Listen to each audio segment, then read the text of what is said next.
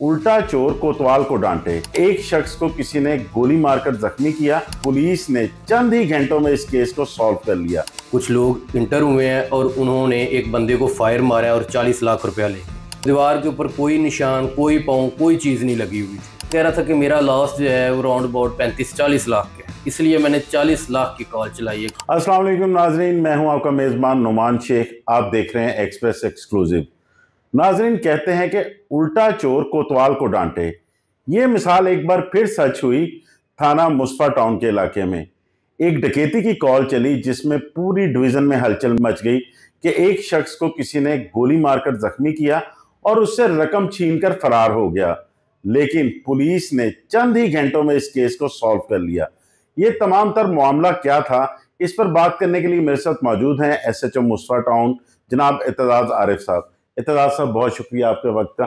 सबसे पहले ये बताइएगा, ये हुआ क्या था वाकया? जब कॉल चली तो क्या वाकया था? मैं इधर थाने में था, 3 से 5 जिस तरह अफसराने वाला का एक हुक्म है कि आपने पब्लिक को सुनना है, लोगों को सुनना है, एप्लीकेशन सुननी है। हम वो सुन रहे थे तो इस दौरान एक 15 की कॉल चलती है कि जी PCSIR में एक घर है, वहाँ पे कुछ लोग इंटर हुए हैं और उन्होंने एक बंदे को फायर मारा और 40 लाख रुपया ले गए।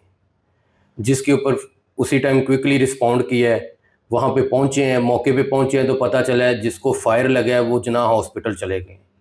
फिर हम जना हॉस्पिटल गए हैं, उसको देखे, सिचुएशन को देखा है, फायर लगा उसके पाँव के ऊपर, उस पाँव को चेक किया है। फिर वापस हम जाए वकुआ पे आए उसके घर। जब जाए वकुआ पे आए हैं, उसने कहा जी 2 बंदे थे जिन्होंने मुझे फायर मारा है और इस रास्ते से भाग गए। जब वो रास्ता देखा, वो चीज़ें देखी तो वो इंसिडेंट के साथ मैच नहीं कर रही थी।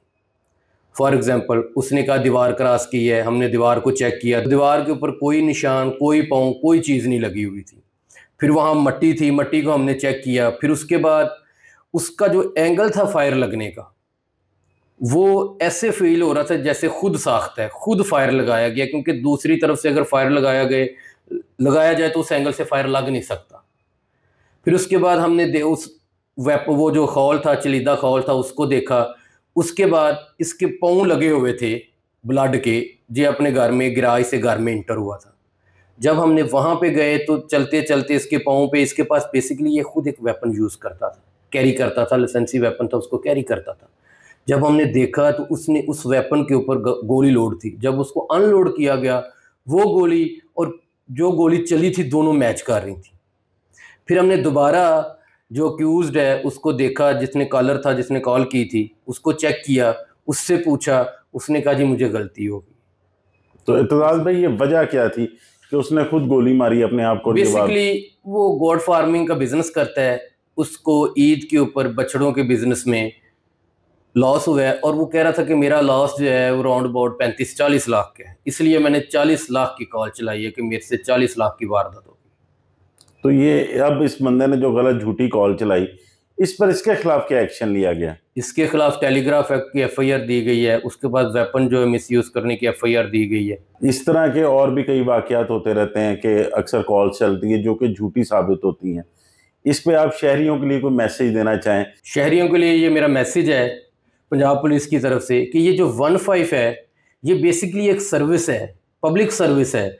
आप इसको जब मिसयूज़ करते हैं तो आपके मिसयूज़ करने से बहुत से ऐसे लोग जिनका हक होता है, जिनके साथ कोई वारदात हो जाती है या जिनको पुलिस की उस टाइम ज़रूरत होती है, वो रह जाते हैं। और जब आप इसको मिसयूज़ करेंगे, गलत कॉल चलाएंगे, फिर ऑब्वियसली पुलिस उसके ऊपर एक्शन लेगी और आपके ऊपर FIR रजिस्टर करेगी। बहुत शुक्रिया आपके वक्त का।